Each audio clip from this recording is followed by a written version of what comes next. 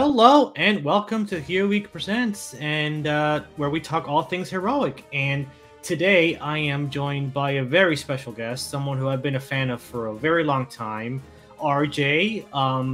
RJ the Fourth Age. He has got a great YouTube channel that I listen to all the time, and he's recently come out with a comic book called Thomas Valiant, which I am very excited about. In fact, I was hoping that he would join the fray of creators making their own comic books, and he did. So as soon as he did, I was like, oh, I gotta get in on this. How you doing, RJ? I'm doing great. Awesome. I'm glad to have you on finally. We've been trying to get you on for a while now, just schedules that don't line up, but we had an opportunity tonight. I'm like, I jumped at it right away, like, yeah, I gotta get him on. So yeah, how things are going with Thomas Valiant? Very well, huh? Yeah, Renzo is killing it with the art. I have about 1/3, so it's 3 chapters basically, and the first 2 chapters, the line art's done. I'm getting the coloring done on those first 2 chapters, almost finished right now, and we're moving into the printing stages for a lot of the pinup posters that come along with it. Great, that's awesome to hear. Now, what finally? I'm curious, because I've been following your YouTube channel for a long time, for several years now. What made you finally, throw your hat into the indie comic book world? I think it was just the fact that I do, a lot of people would say that I complain a lot. I would say it's more critical thinking, and I try to be constructive in my criticism, but I really felt that it got to the point where I needed to actually make something instead of keep complaining all the time, even though it's constructive criticism, and I see it as being trying to build up an industry. I guess one of the other points would be the fact that, like so many other YouTubers that started a couple of years ago, we all thought that we were going to try to make a difference and get the mainstream comic industry back on track, and that's obviously just not going to happen. So if we want good comics, really, we're going to have to make them ourselves. Yeah, that's basically what motivated me to make my comic too. Was that we kept waiting for DC and Marvel to correct course, and they never did, and at this point they're not going to. The only way that I believe DC and Marvel are going to get saved is they have to die completely. They have to go away. They have to just die entirely. That is the only way, and that in a couple of years that maybe someone who cares about these characters, who cares about these universes, will bring it back better than ever. But right now there's no saving DC or Marvel. Oh, I completely agree. What are your influences for Thomas Valiant exactly? Like specifically any writers, any comics that you read in the past? Yeah, when I started to pitch it to everyone, I said it was sort of a 1980s X-Men crossed with a 1980s Justice League of America, with a little bit of Ocean's 11 thrown in. And I mean the old Ocean's 11, I think it was 1960s version of it. But I wanted to put a little bit of class into it, and that's when I found Renzo, because I was looking for an artist, and I wanted someone who could really do clean line art like you had back in the 80s. Someone like George Perez or John Byrne, and I found that in Renzo, and it is exactly what I was looking for, because again, you have the great X-Men runs from John Byrne, and you have the great Justice League run from George Perez. They were really self-contained stories that you could read on your own, like on their own as a single issue, but also if you wanted to continue along with them, they would be part of a longer story. So those were the main focus of what I wanted to make a comic book like. I collected comics mostly during the 80s and the 90s. That's when I got most of the comics in my collection, but I was very much an 80s person. The 90s, although there were good comics there, I don't think they were as good as the 80s, although the early 80s were a bit campy to say the least. But that's really what I think the golden age of comics are for people who are alive now. It should be the 80s and the mid 80s, where you had great runs of comic book heroes that we all know, and those are the kinds of things that we need to bring back. And I think it's the fundamentals of storytelling that will bring those back, rather than familiar characters. Yeah, definitely. Because I mean, the characters we're getting right now, the versions of the characters we're getting right now, are not the classic versions of these characters. These are not Superman, Captain America, and Spider-Man. In my book, those characters are no longer being written now. It's much funny you should mention George Perez. George Perez is one of my all-time favorite artists, and his run on Avengers and Crisis on Infinite Earths and his Wonder Woman run. These are all really solid stuff, and they came from the 80s. And the 80s, I think, is the last really, really great decade for comics, in my opinion. The 90s has some good comics, and the 2000s has some decent runs here and there. But I think as a whole, the 80s was a really solid era for comic books. It's funny. Today is a Tuesday. Tuesdays are the days I go in to get my new comics, and I usually spend more on back title or on back issue comics than I do on new comics these days. And I was just going through piles, and I saw a copy of I think it was Tales of the Teen Titans, and I flipped through it, and it was just the most beautiful George Perez art. I know the Tales of the Teen Titans, it's just a reprint, but I had to throw it in my pile just to read it. I don't think I have the original one that it came from, but I just had to get that art. I couldn't pass that up. It's spectacular. And that's his later stuff. Yeah. The earlier stuff, it has some roughness to it, the stuff like Justice League. And again, that's why I keep comparing Renzo to like an early George Perez, because I see such promise in so many of these artists that are working right now with independent comic creators. They have so much talent. They just need a way to express it and a way to get better by using that talent to make more and more comics and to get on a good schedule and all that. And we could have people that are working for independent comics right now become the next George Perez or the next John Byrne. Yeah. I can see that very easily in the future if we continue to give them work, and that would be something spectacular. I mean, I love writing, and I've written a lot of things in my life. I haven't gotten anything published yet except for what I'm going to publish myself.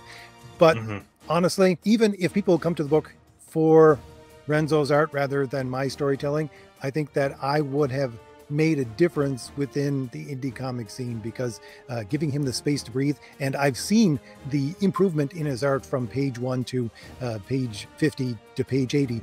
It's amazing what he can do, and I think that's part of why I want to do this. I listen to a lot of podcasts for people of Marvel and DC and things like that, and they talk about making comics as a chore and how they lost the magic, and I'm sitting here going, this is the most creative thing I've ever done. And doing it with other people and trying to bring this to life, it's I don't know, it's unimaginably creative in a way that I could never have done myself just by sitting there in front of a computer or writing it down on a page by myself. And I don't know where these people come from. I don't know what kind of life has been drained out of them that making comics for them is no longer something beautiful. And I think that's what I want to do, and hopefully that passion does show on the page, both for me and for Renzo. Yeah, and I think part of the reason why the industry is suffering so much is because, like you said, they don't have this passion for creating comics anymore. It's not fun. It's not rewarding, and I don't understand that. I'm not gonna lie. Making my comic book, and I'm sure you would agree, is one of the hardest things you've ever had to do. But it's so rewarding. It's so just incredible once you're trying to figure out a story problem, then it just comes to you and you get excited for any little thing. I mean, I'm sure you get excited every time your artist comes, sends you, a page or a new piece of art, and it's like the best thing in the world, isn't it? Every time Renzo comes up with something new, it's something that he doesn't even think about. And it's amazing to take my story and to put it up into a different level, because I have this vision of my story, and for this first comic anyways, my script is very detailed and I give a lot of detail for Renzo to work with, but then he puts in something, his own detail in the background or something like that, and I have to change some of the story later on, not because I can't tell him to change it. I could tell him to change it and say, do it my way, but that collaboration with him, he's making it partly his own as well. And it's just things like how he expresses people's powers and how they work on the page. It's like, I should have thought of that, but I didn't. I'm going to incorporate that into the story from now on. And that's going to be part of what the entire character is going to be based around. And it is amazing to work with someone, especially someone who is so talented. And I know your artist is just as talented, and to watch them work and to put in these additions, which you would never think about. It is an amazing act of creativity. I would never have gotten to this level working on my own. Again, I've written novels that I've tried to get published, and I would love to still get them published, but I don't think it comes anywhere close to what I've done with Renzo in creating something new. And the thing too is that a lot of people might think of us, if like you and I, that we're just the writer for these books, but we're not. We're the writers and producers of these books. I got to deal with line art changes. I got to deal with coloring problems. I got to deal with the printers. I got to deal with fulfillment. I got to deal with putting everything out there into the world. So it's like 5 or 6 jobs in one, but I don't care. I mean, whenever I have free time, I devote it to this because, I mean, I never thought that I would get to make a comic book. I'm a guy who, back in the day, you had to move to New York or wherever they were to make comics. And I thought, that's never going to be me. I wish it was me, but that's never going to happen. I'm too much of a country boy. I just want to stay where I am. But to have this and to have the world come to me so that I could do this, it's an amazing feeling. And the amount of support that I had gotten for this book, it's just overwhelming. I had thought to myself originally when I put out the idea for my comic and put out the Indiegogo campaign is, I am probably going to have to pay for this all myself, or for a good portion of it myself. And I'll do that. I'll do it out of my own pocket. But I'm at the point now where I'm budgeting money from this comic for the next comic, because I've had such an swell of support from people who want this. So it's amazing. And it's more than I could have asked for from the people who listen to my videos and who are part of this independent comic movement. Yeah, I think a lot of people who are fans of yours, I think a lot of them were kind of waiting for this too. Like, when is RJ going to make a comic book? When is RJ going to make a comic book? When you finally did it, it had a lot of people, including me, was like, yes, I'm on board. I don't care what it is. RJ's doing it. I know he's going to do a good job. So, you know, that was it. Where did you find your artist? What website did you use? Because Facundo is from Argentina, and I found that, I know, for example, in Argentina doesn't have a comic book industry. So you have a lot of really talented artists in South America, Argentina, and other countries like that are itching to work, but they can't work in their country because there's a non-existent industry in their country. I have 2 main artists. I have my cover artist, and I have Renzo, who does all of the internal art, which is the 80 pages. Both of those artists contacted me. I had just done a couple of videos saying I was looking for an artist to do my book, and I just didn't find the person that I was looking for, and I got emails. I said, here's my email address, and I got emails from both of them saying, I want to be part of this project. And from that, I've gotten other people as well. There's Renzo is in Mexico. Nick, who is Nick Axe, who does the cover art for my book. I think he's in Canada, but I've also had others submit art to me just almost as fan art, which I'm going to have to put in the book somewhere because it's so beautiful.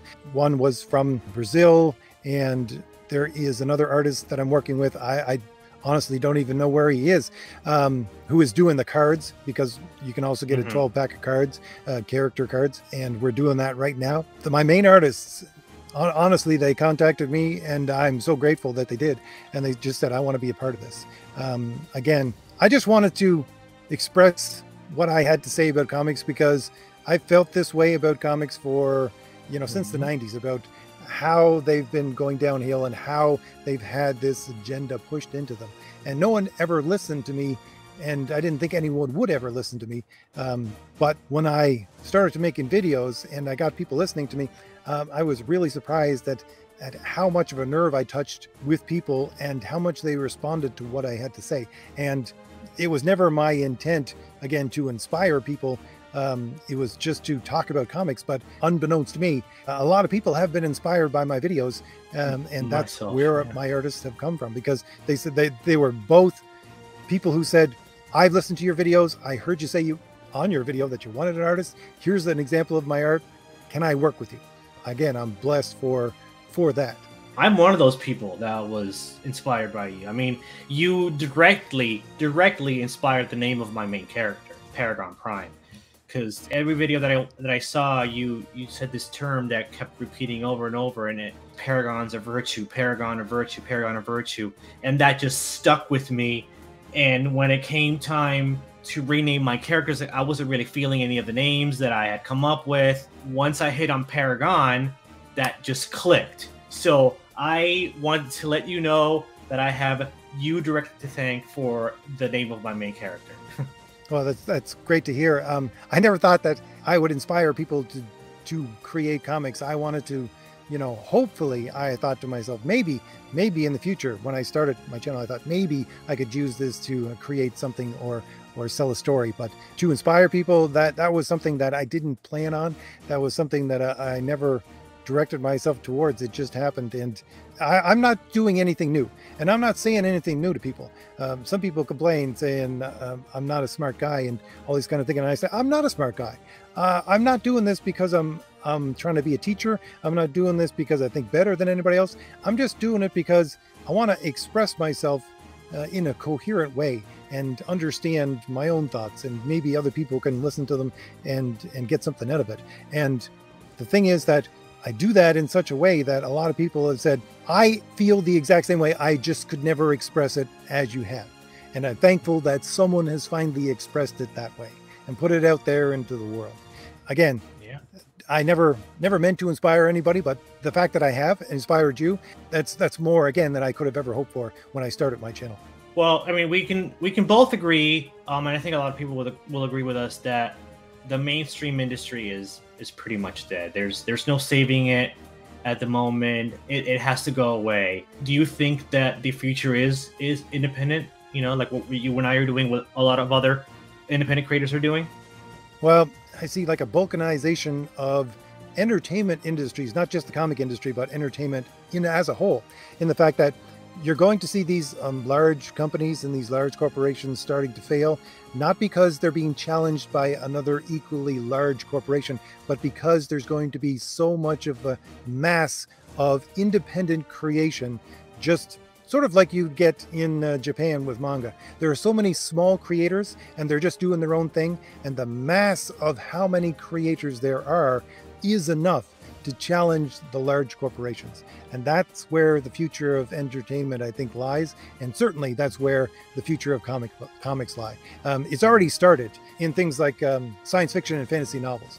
I think it was about 5 years ago that independent creators and independent self-published books on the internet actually started to challenge the main publishers for numbers in science fiction and fantasy. And we're just catching up now with comics, but I think we're going to get there. And yes, I think independent is the way to go. Again, I don't know if you're ever going to get as iconic of characters that you're going to find within Superman or Batman or Spider-Man, Wolverine, anything like that, but you're going to get something that is akin to, again, the manga industry, whereas you have mostly flash in the pan stories, but great stories with merit and great art with merit, and people who want to be there and people who put the passion and the time into making something rather than use an industry as a vehicle for a message. Exactly. That also is actually happening in the film industry. I know a couple of independent studios that are trying to do the same thing that we're doing with the comic book industry. I know there's Conflict Studios by Antonio Sabato Jr. The Daily Wire is also making movies too. I would love for that same thing to happen in the video game industry, and I think it's going to. I think we're at a point where we're going to have a renaissance of independent creators, because the mainstream is just hell-bent on alienating, its fans, and just, what happened recently with the Cowboy Bebop.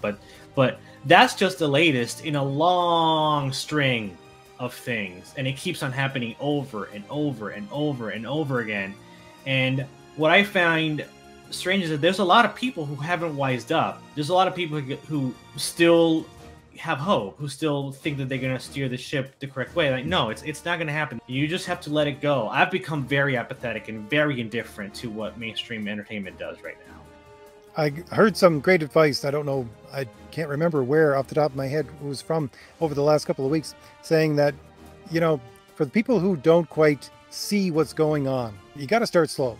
And even for someone like yourself or myself, I still buy some Marvel and DC comics. Right now it's mostly because I want to see they do have some nuggets, some good things in there, but they're so poorly done and so mixed with things that don't need to be there that it falls flat in the end. But I can still get some kind of inspiration and say that would be good if you used your panels this way or that way, as you have, in the correct fashion.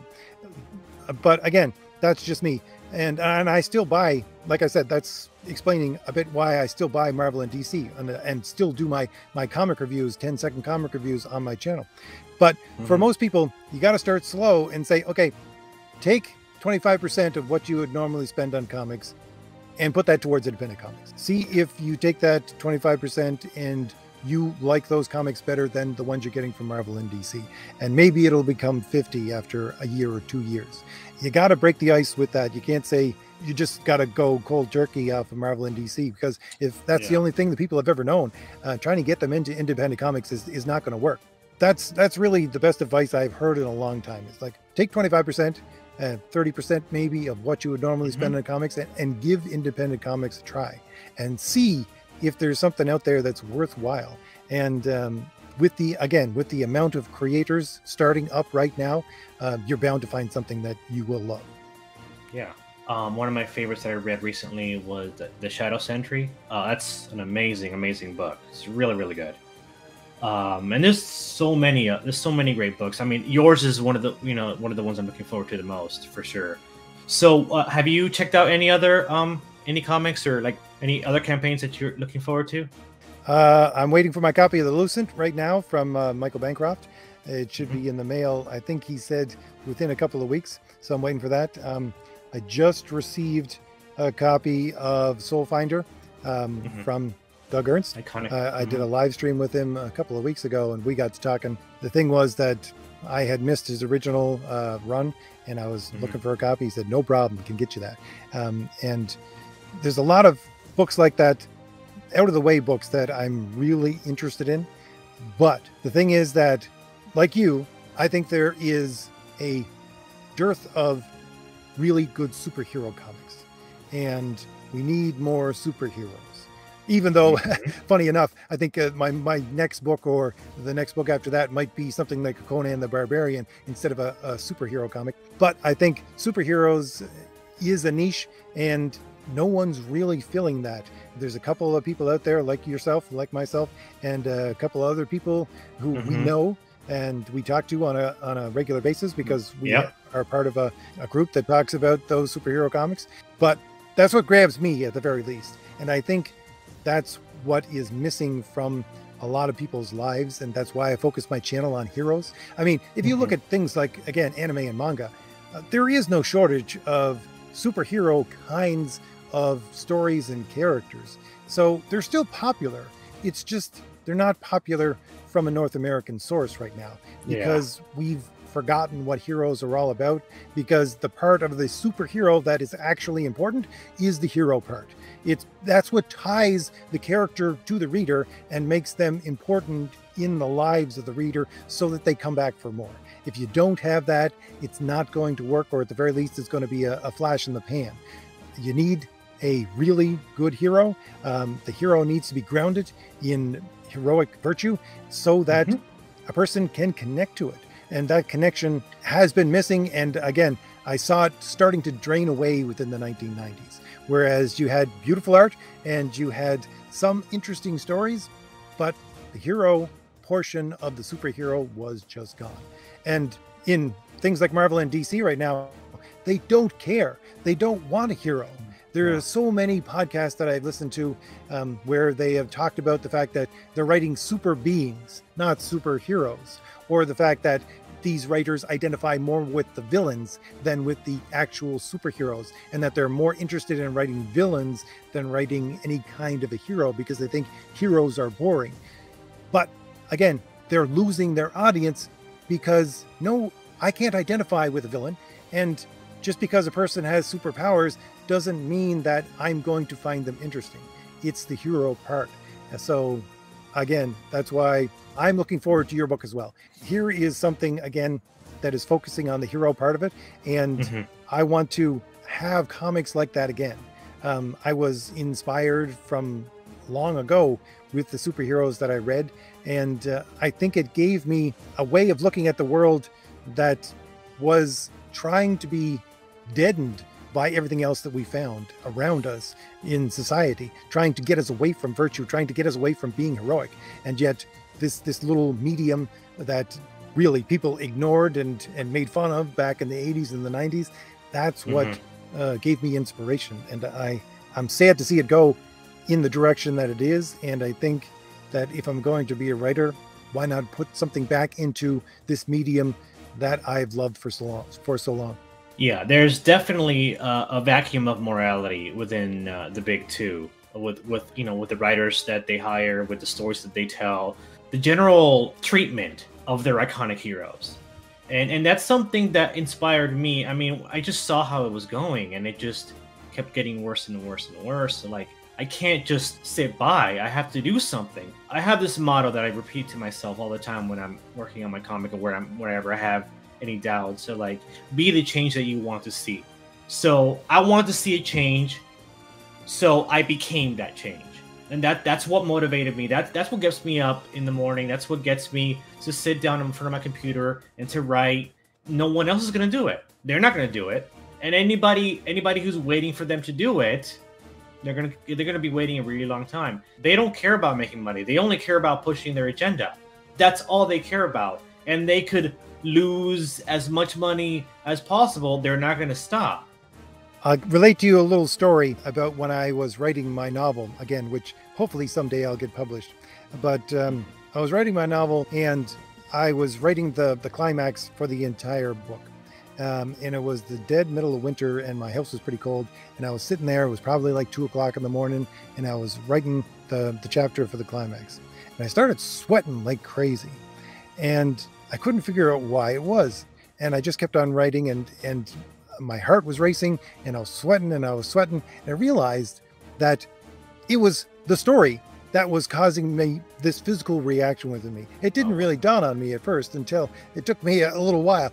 But for anybody who is missing that within their stories, again, get out there and create. Creating these stories can be as exciting and fun as reading those stories. And honestly, I think that people need to hear that, and people need to understand that they can create something as beautiful as the things that they have loved and gained inspiration from. And that's really the thing. It's inspiration. Again, the people within these large companies like Marvel and DC, they don't know what a hero is. They honestly, and again, listening to them talk, they honestly don't know what a human being is most of the time. So they don't know how to connect to their readers as human beings, and they certainly don't know how to inspire them. And they're always talking about, I want to change the world. Me as a writer, I don't want to change the world.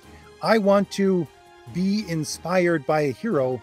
And if I have to create that hero to be inspired by, I'll do that. Because again, it's as great a thing creating as it is reading, sometimes better. You get to a place where your heroes are as real as anything else that you see around you. And really, again, it's that inspiration. That's what's missing from modern comics and modern entertainment, really. But that inspiration, again, comes from something real. And I'm always talking about the fact that this reality is the heroic reality within each and every one of us. The virtue that we can be something better than we are in our normal everyday lives. And it's not just something that needs to be on the page. It's something that needs to be in our lives, because so many people are just missing their life because it's just drifting by because they feel like they have no meaning. And again, this is not me saying I want to change the world and make it into the image of what I want. It's that I want people to be heroic, and the way that they can feel that, again, I think from my own experience, is to read that on the page. That's why we have heroes. That's why we tell stories. It's because these heroes, again, I'm always going on about Aristotle on my channel. This is what, 2,400 years ago. He said that you write a hero because it's someone who is better than you. Someone who is more virtuous than you, someone you can look up to and you can aspire to. And that's the inspiration, not the changing of the world that we need. It's the inspiration within the individual. That's what we need to see. And that's why heroes are important. Yeah, definitely. And you touched on some great points there when you were talking about how these characters become real to you as the creator. I can't tell you the amount of times that I've gotten emotional when I'm writing something or when I think of something for my character to do or to say. And it's just beautiful and inspirational. And it really, really swells my heart. You know, I used to feel that about, you know, Superman and Captain America and Spider-Man, but I'm feeling that way about my own character now, and that's it. That's amazing, you know. And you mentioned that just now. That's so great. I'm sure you've had moments like that too, right? Yes, indeed. Yeah, yeah. I want to touch up on what you, yeah, like what you said before. I think society as a whole is broken right now. They don't want to be reminded of a heroic ideal. They feel like they can't live up to that ideal, so they just would rather not see it. They would rather just bring down that to their level so they can wake up in the morning and say, I'm not such a bad person because I'm not aspiring to be better. I'm just me. No, I agree completely.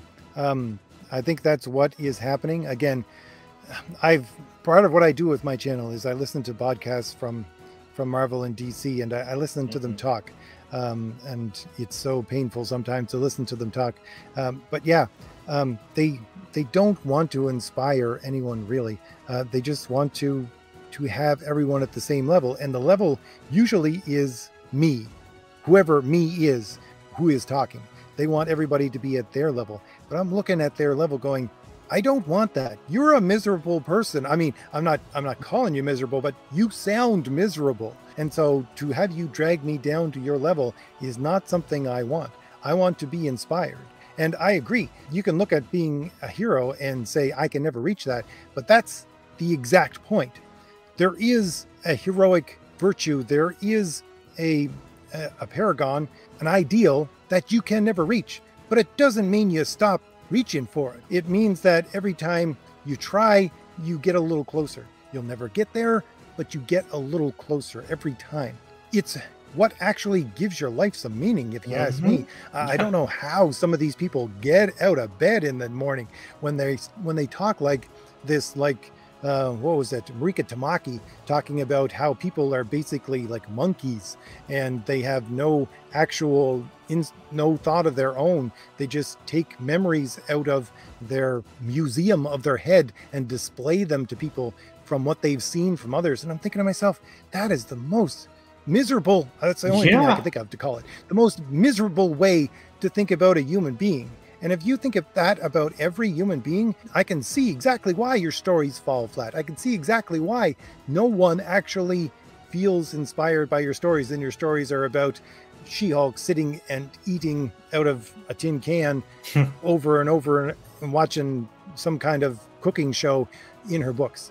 That's not inspiring because you don't know how to live. And again, it's not my place to change the world. It's my spot to change my life.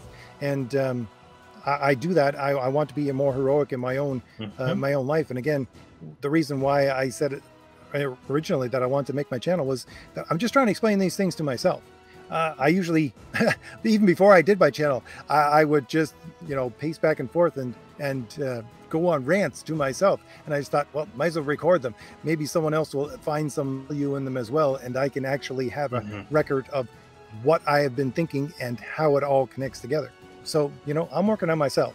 And I realize that there is that ideal that you can never reach. But again, that doesn't stop me from reaching for it. To have characters, to see characters like Superman, to see characters like Peter Parker, who never gives up, the old versions of these characters who fall time and time again, but get back up. That's what we need. I think it's more important now than ever, because if you look back in history, you look at philosophy, you look at way people actually used to think about these ideas. It was that they're developed through habit. And a lot of us have gotten out of the habit of being virtuous, the habit of doing what is just, the habit of doing what is prudent, what is courageous. We've gotten out of the habit of that. But at the very absolute minimum, at the basis, if we connect to a character that has that habit, that can be something that will inspire our own lives and in small ways, at the very least, make us better. I know I'm ranting a lot, but no, it's fine. That's why I see the importance of these heroes. Yeah. No, you're absolutely right. I think life is about aspiring to be better, and it's a constant struggle. But that's life. I want that constant struggle, and I want these characters to remind me to be a better person. I need that. I don't want to just forget about it. I don't want to just be content with being a jerk. I don't want to be a jerk. I want to be virtuous. I want to be a better person, and I want these characters to remind me. Because the people creating them right now, they're miserable people. They don't want to be better people. But yeah, I did want to ask you, how many books do you have planned for Thomas Valiant? I'm trying to, well, I don't really have a set number because I hopefully will ride this horse until it's dead. I love this character, and if it does well, and it seems to be doing well, I'm just going to make comics until it doesn't do well anymore. And I've already talked to Renzo, and Renzo's on board. He wants to write this kind of, or draw for this kind of comic, because again, he's someone who wants to do superhero comics. He's had plenty of work, but his work has been on fantasy, and you know, for Richard Meyer, he does things like Impossible Stars, which is sci-fi, but he wants to do superheroes, and he's found a partner in me who wants to do superheroes as well. So I have a couple of ideas kicking around, both for the next volume and what we will do in the intermediate time before the next volume. I was thinking of doing smaller books that would be a compilation of sort of the backstories of these characters, because I love large books and my stories are fairly long. Thomas Valiant right now, it's 80 pages, and that's 3 chapters, and broken down, basically it could be 3 books if it was a normal floppy. But the thing is that that's a lot of work for one artist to tackle. So my plan right now is to intersperse smaller campaigns after this one with other kinds of things that I'm interested in, either backstories for the same characters for Thomas Valiant, or possibly something like a Conan the Barbarian type of story, because I'm a very big Conan the Barbarian fan. And while I do that, I give time for Renzo to actually do the 80 pages so that we don't have to wait a year for, I sold you the book, now you got to wait a year for it to get out there. I'm hoping, you know, after a year or two, we're caught up to the point where I sell you the book, it's ready within a month or two, we ship that out to you, and hopefully we'll move on to the next project. I'm actually pretty, I mean, I'm getting into Conan now. I got the Cimmerian Volume 1 and 2 from Ablaze Comics. I don't know if you know about those, but those was recommended, you know, for if I want to read more Conan stuff. And I haven't read them yet, but I heard really good things about them. But I want to know about some of the characters, the main character, Thomas Valiant, and what makes him a heroic character. Well, you're going to have to read the book in order to actually get that, because he's trying to be a hero is the thing that I wrote a lot of backstory for this, and the basic backstory, which you never see within the book itself, but we may touch on within future books. He lives in a world where there are superheroes, and he is a superhero himself. But those heroes have gotten to a point where those heroes that are called heroes are not really heroic anymore. They're not doing anything for people, and they're not inspiring anyone. And so he recognizes this, and he wants to start again. And he starts again by putting together this team of, what's the line I usually use? Misfits, mercenaries, and former villains. And he wants to take these people who are looking for redemption and start a team with them. And that's what the book is about. It's their first adventure together as a team, and they get piled on from every side by these quote-unquote heroes of this world who don't want to be exposed as frauds by other people acting heroic.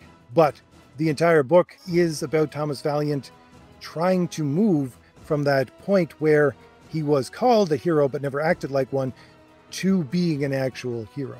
It's the leading of the team that is the, I guess, the drawing point of why he has to become heroic, because his powers are basically a combination of something like Mr. Fantastic or Plastic Man, and I don't know, almost like a Venom symbiote or something like that.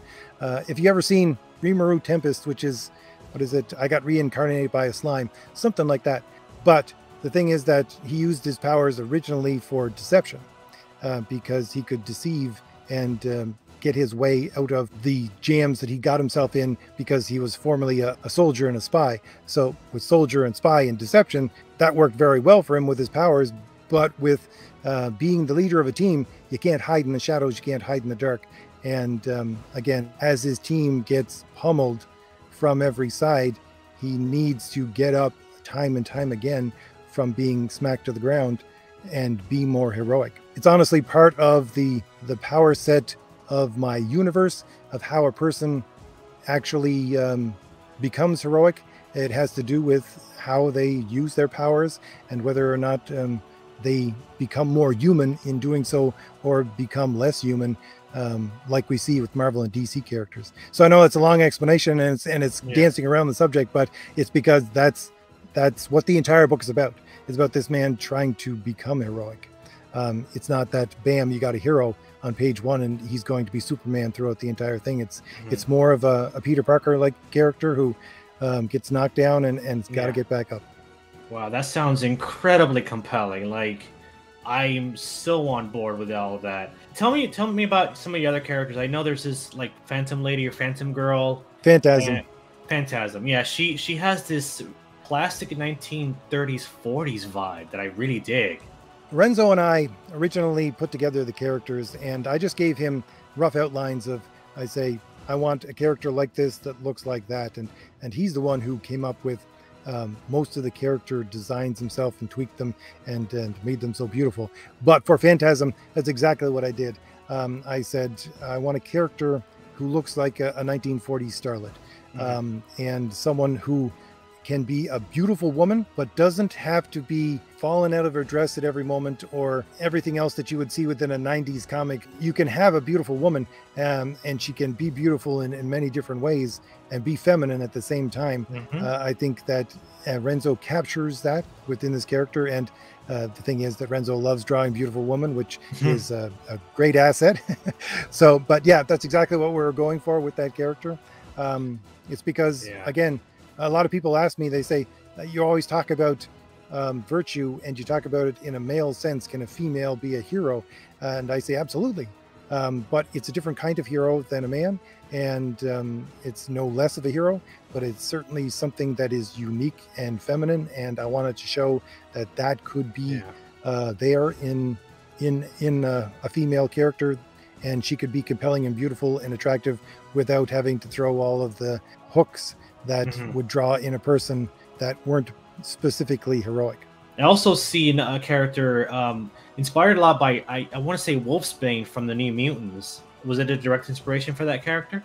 Yes and no. Usually I gave Renzo at least 2 or 3 characters in order to base these off of. The reason why I built these characters in the way that I did is because I said to myself, okay, where was the comic industry going wrong? And I look back to the great runs of stuff in the 80s and then the early 90s, and I said, here's my point. I want to do something that's both Marvel and DC inspired. And I want to continue on from great comics. So I came up with the idea that I would take the original Amalgam run, which was a combination of Marvel and DC when they joined together. And you had these characters that were joined together as one from 2 things, like Batman and Wolverine were joined together into one character. And I said to myself, okay, what would happen if A, that universe continued to exist, and B, it was now 40 years later, which it is? What would you have for characters and what would you have for superheroes in that universe? And that was the original basis of how I started to write my characters. And so whenever we had a character, I always had at least 2, if not 3 or 4 characters from older comics or older stories, or something again like Phantasm, which is I think it was Myrna Loy mostly that it came from for the look of it. But for Pharaoh, it is Wolfsbane to some extent, but at the same time, I was looking at Vixen from, again, your 1980s Justice League. And there was also another character, I can't remember her name off the top of my head, who was in Justice League Europe. She was a French character, something like Red Fox or something like that. And Jaguar as well from DC. So there was a combination of a lot of those different characters with similar types of powers and looks. There's a lot of things thrown into these characters. I like the girl with the tattoos, that she can make her tattoos come to life. That's a really cool, interesting power. She's a villain within the story. She is one of these people who thinks of herself as a hero and is part of what they call a superhero team, but doesn't act very heroic in any way, shape, or form. And one of the people that go after Thomas Valiant because she's part of the team that he was formerly a part of. But I wanted to come up with a character that had something like a Green Lantern power. Other characters that were inspiration for the visual were characters like Rampage from Superman comics, and there was another older Firestorm character called Mindbender. I think Renzo took a bunch of traits from Captain Marvel, the Carol Danvers Captain Marvel, and threw those in as well. What I tried to do with my characters is hit the ground running. I know that the people who are going to read my comics are typically going to be comic book readers already. So they will know peoples and powers and, Marvel and DC heroes. So what I thought I would do, and what I usually describe it as, is I wanted to visually code these characters so that you look at the character and go, oh, I understand what he's going for here. I sort of know what kind of power they're going to have, and then we'll take off from there. Again, we start because right from page 1, it's action. Battle scene, page 1, the entire first chapter is action. The second chapter slows down a little bit in order to get into the meat of the story. And again, third chapter is action. I'm not putting a lot of exposition in here at all, but the visual tells the story of those characters and their powers rather than any kind of exposition dump. And to have that connection to older characters in the minds of the reader is exactly what I'm going for. And when you're writing Thomas Valiant, do you take from the Marvel method, from the DC method, a mixture of both, or something else entirely? I've never written a script before. I am actually going to, part of the perks of my book is to publish the script for this book as well. You can get that on Indiegogo. And this is a very, very detailed script. I don't know if I'm ever going to do as detailed a script as this, just because we're setting up an entire universe. We're setting up people and powers, and Renzo is amazing. He works with everything that I give him, and I can't fault him for working hard because he puts 110% into everything, and I don't know how he puts up with me. But it's a very detailed script that I have written for. Usually every page takes me about 2 to 4 pages to actually explain. I do have some input into the panels as well, but coming from a place where the largest thing that I've written is a novel, I usually start from dialogue. I jump around sometimes when I say, okay, nothing's coming to me now. And it's really something that is so helpful in writing, because if I can't go where I want to go with writing the dialogue and writing everything else and then fitting it in at the page, I can start from the other side and start with the page and say, okay, I got to get this all into a page. I'll subdivide it into these kinds of panels, and then this is what I need visually, here, here, here, and here. And that will give me enough of a jump start in order to write the dialogue, in order to write the movement, because you are restricted to some extent, but that restriction shouldn't be something that's negative. It should be, okay, this is what you need. This is going to be limiting enough so that it'll tell you where to go. This is why I love writing. There's so many ways to look at it. There's so many ways to deal with it. That's what I'm going for with this book. And that's why I was looking for a detailed artist. It's because I want the visual to tell as much, if not more, of the story than the text that is going to be printed over top of it. And so if, like I'm always saying on my channel, with a great comic book, you get both the text and the visual of the drawings pulling in the same direction. And when you get that, you will pull your reader along without them even knowing they're turning pages. Yeah, definitely. And so I'm still getting used to script writing, and it really depends on, I find, the artist that you work with as well, because I'm starting to work with Nick Axe for another project, which we may be doing for, again, the backstory for some of these characters. And he is a very much more of a loose style. It's almost a Chris Claremont kind of style, where it's 1 paragraph per page rather than what I do with Renzo, which is 4 pages per page. So I can jump all over the place, and I think that it's the content of the comic that needs to be expressed within your way that you write and what your artist is going to do. So it's not me dictating you're going to do this. It's a collaboration again. So let's work together. Yeah, I found that I write action better than dialogue. I'm better at action, describing the action, as opposed to the dialogue. So that's my strong point, and my weak point is writing dialogue. So I have to think about dialogue more than I have to think about action and how I want the panels to look. But yeah, and I've read a book by Stan Lee, and I read a book by Dennis O'Neil. So I kind of have both in my head. So my style is kind of a mix of both. It really depends on the artist, I think, who you're working with and what they can do and what you want them to do with your story. What I'm doing with my story is I'm world building with action, which you never see within Marvel and DC right now. But I'm world building with action, and so that action and everything needs to be detailed and everything needs to be precise. And so that's what's going on within Thomas Valiant. But again, if I'm working with different artists, I use a different method. I don't think that you can see some kind of that same kind of thing within Marvel and DC right now. I've gone over scripts on my channel from people like Kelly Sue DeConnick and things like that, and they're just so painful to read. But again, maybe people will find my my script to be painful to read when they actually see how detailed it actually is and trying to get through it. But hey, if it works for Renzo, it works for me, and we're making something that we both want to make as best as possible, and this is the way I find I can do it with him. I know you know what makes a good story. I know definitely that you know what makes a good hero. So I have complete confidence in Thomas Valiant, based on what I know about you, based on all of the videos that I've seen you do, based on your philosophy, based on what you feel is wrong with the industry in general. So I am looking forward to Thomas Valiant. It's one of my top 5 most anticipated independent books like ever. Like, I just can't wait to get my hands on it. When do you suspect I might actually be able to read it? What we're trying to do right now, we're still on schedule for the original plan, and that was that we will finish up with everything with the art by hopefully the end of October. Like I said, I'm trying to get the other stuff, which is all the pinup posters and the cards and everything else and the map. I want to get that all printed off within actually the next month or so. So we'll have that done. So I'm hoping, again, which is what originally the timeline was, end of December of this year or in January of next year, to have the book out to the backers. And is it still on demand? How long is it? It is still on demand. Okay. It will be on demand up until the point where we go to print.